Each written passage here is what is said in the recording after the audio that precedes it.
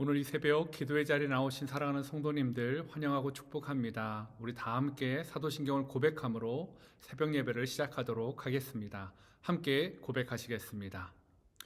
전능하사 천지를 만드신 하나님 아버지를 내가 믿사오며 그 외아들 우리 주 예수 그리스도를 믿사오니 이는 성령으로 잉태하사 동정녀 마리아에게 나시고 본디오 빌라도에게 고난을 받으사 십자가에 못 박혀 죽으시고 장사한 지 사흘 만에 죽은 자 가운데서 다시 살아나시며 하늘에 오르사 전능하신 하나님 우편에 앉아 계시다가 저리로서 산자와 죽은 자를 심판하러 오시리라.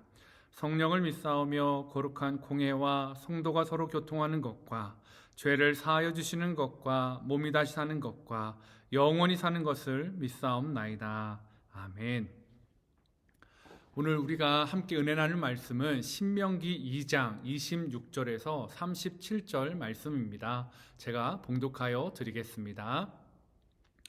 내가 그레 못 광야에서 헤스본 왕 시온에게 사자를 보내어 평화의 말로 이르기를 나를 내 땅으로 통과하게 하라. 내가 큰 길로만 행하고 좌로나 우로나 치우치지 아니하리라. 너는 돈을 받고 양식을 팔아 내가 먹게 하고 돈을 받고 물을 주어 내가 마시게 하라. 나는 걸어서 지날 뿐인즉 세일에 거주하는 에서 자손과 아르에 거주하는 모압 사람이 내게 행한 것 같이 하라.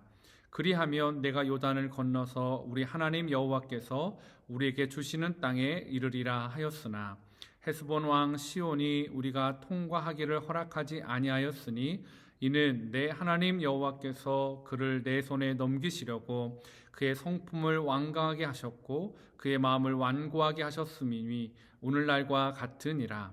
그때 여호와께서 내게 이르시되 내가 이제 시온과 그의 땅을 네게 넘기노니 너는 이제부터 그의 땅을 차지하여 기업으로 삼으라 하시더니 시온이 그의 모든 백성을 거느리고 나와서 우리를 대적하여 야하스에서 싸울 때에 우리 하나님 여호와께서 그를 우리에게 넘기심에 우리가 그와 그의 아들들과 그의 모든 백성을 쳤고 그때에 우리가 그의 모든 성읍을 점령하고 그의 각 성읍을 그 남녀와 유아와 함께 하나도 남기지 아니하고 진멸하였고 다만 그 가축과 성읍에서 탈취한 것은 우리의 소유로 삼았으며 우리 하나님 여호와께서 그 모든 땅을 우리에게 넘겨주심으로 아르논 골짜기 가장자리에 있는 아로엘과 골짜기 가운데 있는 성읍으로부터 길르앗까지 우리가 모든 높은 성읍을 점령하지 못한 것이 하나도 없었으나 오직 암몬 족속의 땅 야복 강가와 산지에 있는 성읍들과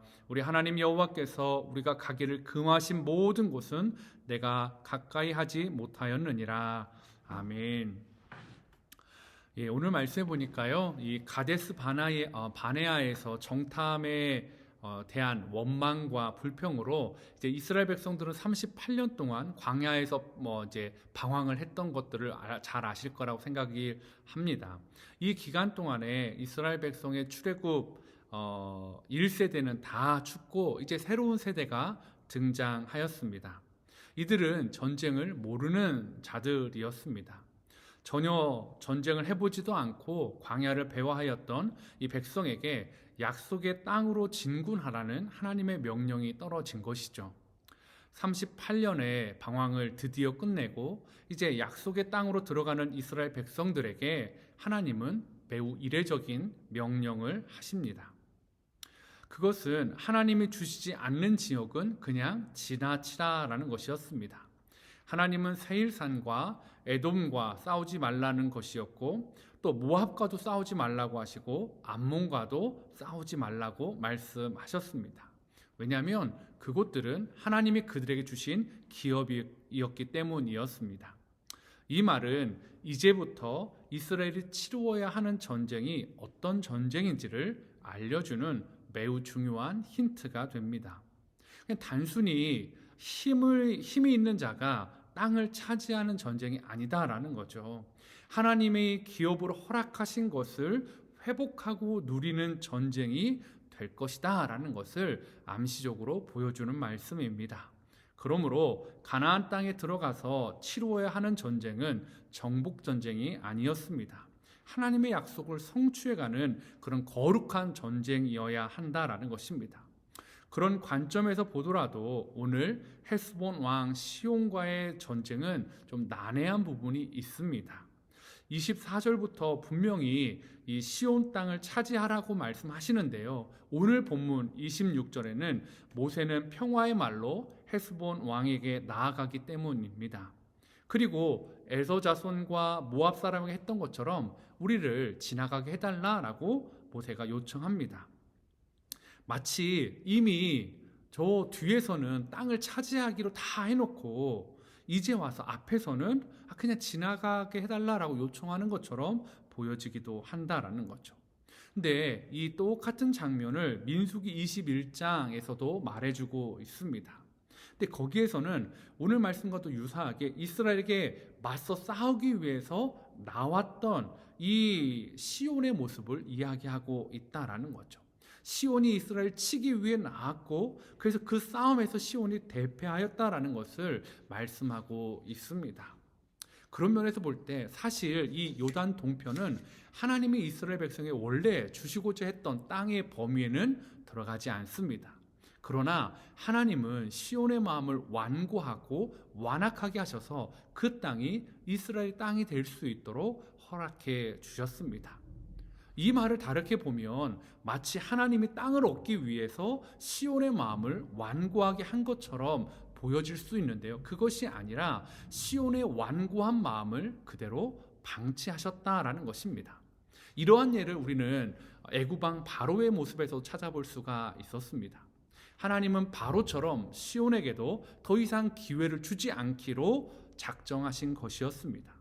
하나님은 바로의 완악함을 통해 출애굽의 기적을 보여주시면서 하나님의 위대하심을 드러냈던 것처럼 이 시온의 완악함을 통해 요단 동편의 이 땅을, 헤스본의 땅을 이스라엘에게 주셨습니다. 그리고 이 전쟁은 약속의 땅에 들어가는 전초전으로 이스라엘에게 매우 중요한 전쟁이 되었습니다. 이스라엘은 그 첫 전쟁을 하나님의 말씀에 순종함으로 땅을 차지한다라는 것을 한 번 더 확인하게 된 것입니다.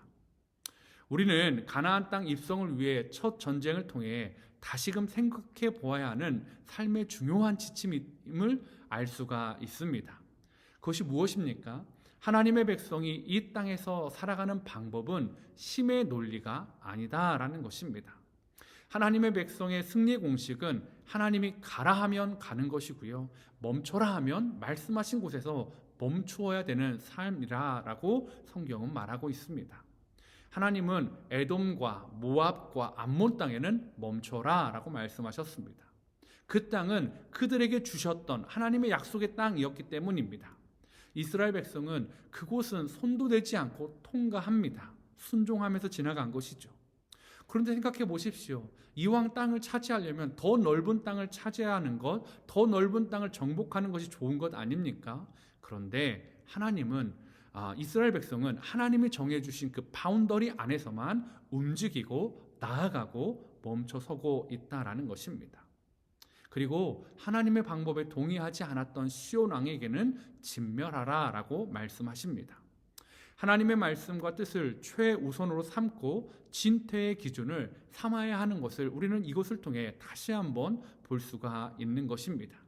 이제 2024년은 저와 여러분에게 이 모습이요, 하나님이 가라 하면 가고 멈춰서라 하면 멈춰서는 그 기준을 명확히 하는 해가 되기를 소망해 봅니다. 우리의 가고 섬의 기준이 어떤 세상의 욕심이나 나의 욕심에 이끌리는 것이 아니라, 아니면 성공 가능성에 따라 가고 서는 것이 결정되는 것이 아니라, 하나님이 가라 하시면 그 두려운 땅도 나아가고요, 하나님이 멈춰서라고 하면 충분히 할 수 있음에도 멈춰 설 수 있는 것, 그것이 우리의 삶의 기준이 되어야 한다라는 것입니다.